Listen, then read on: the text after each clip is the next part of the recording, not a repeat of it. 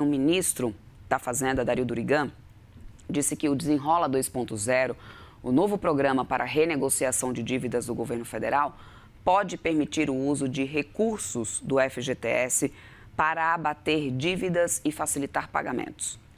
Durigan também afirmou que o esboço do novo programa para endividados já foi apresentado ao presidente Lula. É sobre esse programa e também os potenciais impactos dele que a gente conversa agora com a Juliana Inhas, que é a professora de Economia do ISPRA, que já está aqui comigo. Juliana Inhas, minha querida, bem-vinda sempre aqui ao CNN Money. É sempre muito bom conversar contigo. É um prazer estar com você. Juliana, a gente até bate um papo sobre esse mesmo tema nessa quinta-feira para tentar entender os impactos disso tudo, né? Antes de chegar no desenrola em si, eu queria trazer um pouco do que faz o governo chegar nessa decisão nesse momento. A gente tem um processo de endividamento que tem preocupado bastante, voltando a patamares, né, elevadíssimos, né, 8 a cada 10 famílias, né, com endividamento aí bastante importante isso. Em outras situações, a gente já teve programas como o Desenrola sendo executado pelo governo para tentar resolver esse problema. Só que dessa vez, Juliana, a gente analisando os números, é muito perceptível uma mudança de perfil desse endividamento. Onde está morando o problema nessa situação? É o endividamento ou é o custo do endividamento dessas famílias?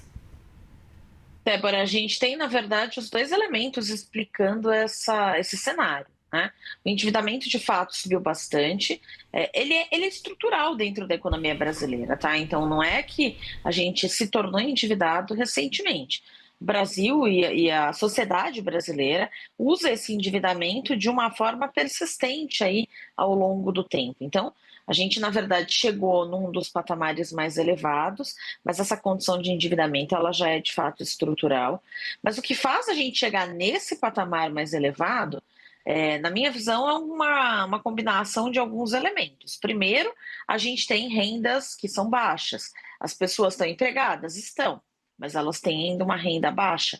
Então, como elas têm renda baixa, isso muito ligado a uma produtividade que é baixa também, isso faz com que elas não tenham, muitas vezes, rendimentos suficientes para pagar o básico.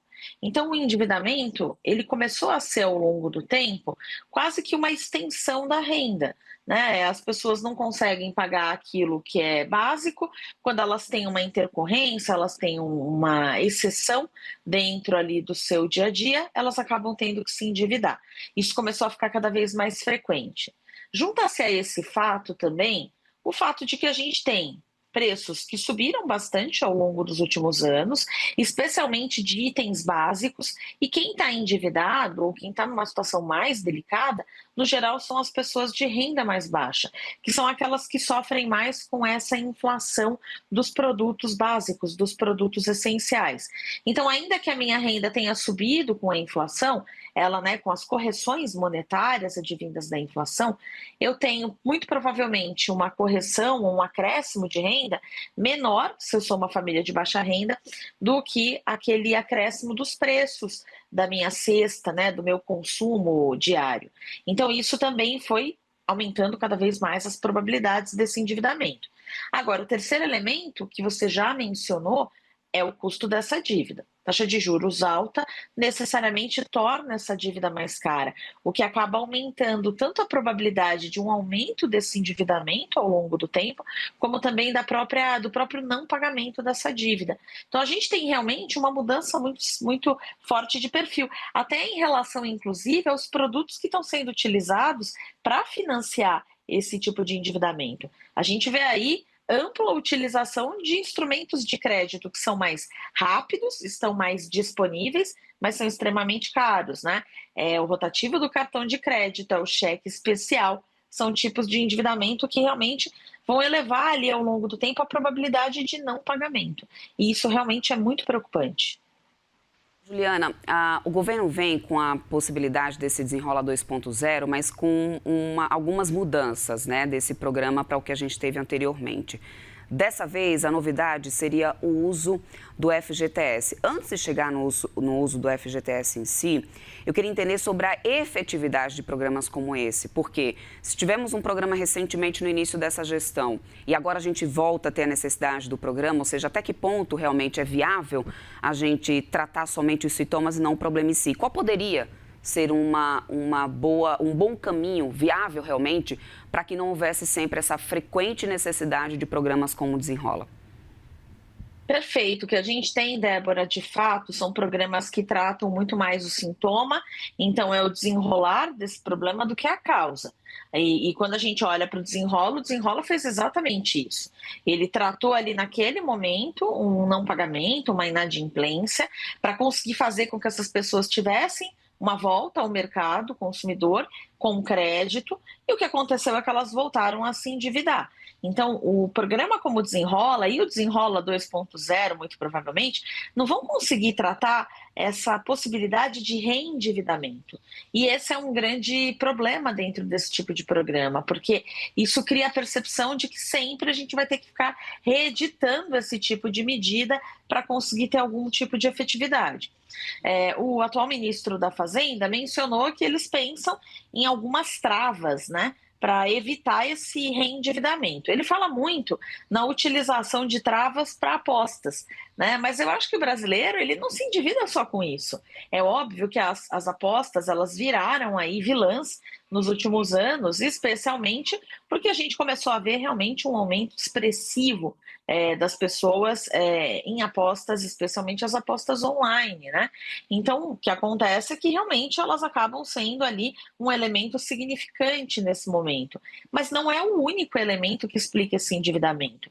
E a gente continua não tratando as causas, a gente continua não falando dos aumentos de produtividade, a gente continua não falando de educação financeira, a gente continua não falando de muitos elementos que poderiam ser colocados realmente dentro de programas como esses, né? Então, é fundamental que esses programas realmente tenham algum tipo de critério, né, que tente desestimular o reendividamento, né? É óbvio, no curto prazo, esses critérios vão ter que ser mais institucionais. Então, de alguma forma, colocar alguma cláusula que fala, olha, você está se endividando agora, se você se reendividar e se você não conseguir pagar, você não pode ser elegível a novos programas, né? Então tem que ter algum tipo de critério que consiga, no curto prazo, desestimular esse reendividamento. Mas o que é efetivo mesmo é ter uma economia saudável, onde a produtividade aumente, onde a renda cresça de uma forma real e sustentável, para que as pessoas não precisem se endividar. Ninguém se endivida porque quer, as pessoas se endividam porque elas precisam. O caminho mais efetivo é evitar situações que levem a esse endividamento. Agora vamos lá, Juliana. A gente tem essa possibilidade do uso do FGTS, né? O ministro da Fazenda também já chegou em entrevista a citar até já a previsibilidade de alguns valores. E aí o meu questionamento é: até que ponto realmente vale a pena a gente fazer essa troca, né, dessa dívida utilizando o FGTS?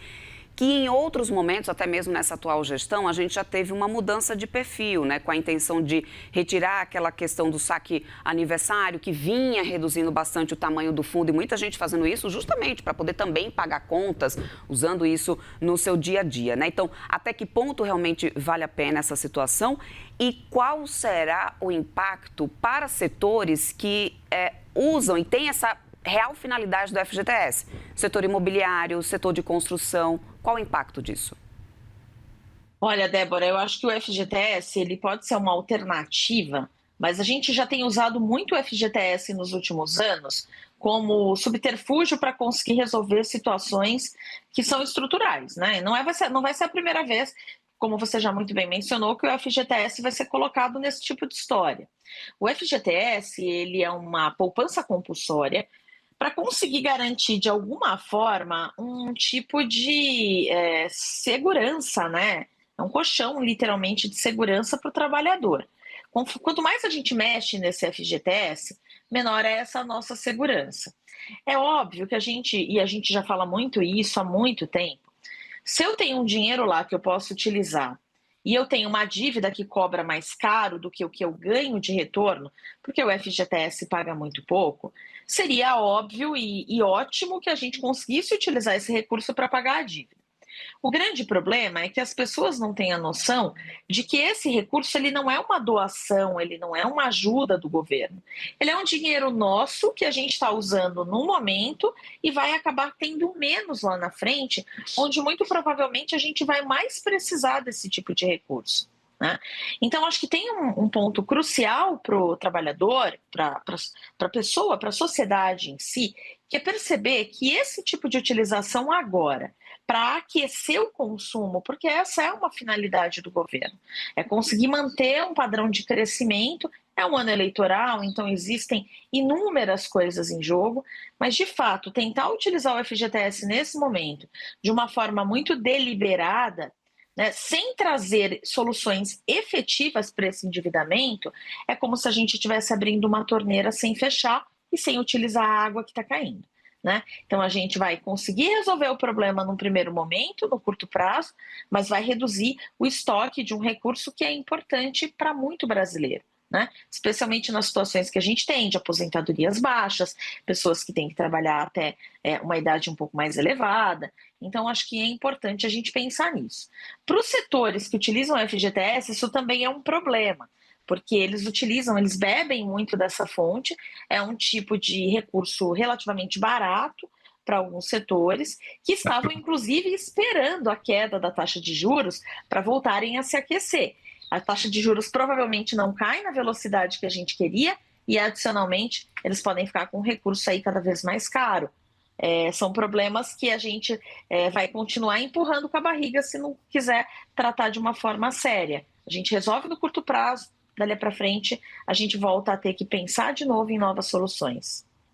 É isso, Juliane Ais, professora de Economia do ISP. Minha querida, eu quero muito agradecer, é sempre muito bom falar contigo, né? É sempre uma aula, a forma didática como você traz aqui as informações pra gente. Professora de Economia do ISP, sempre bem-vinda por aqui. Uma boa quinta-feira para você e até uma próxima, Ju. Obrigada, Débora, um abraço a você e um ótimo dia. Até mais.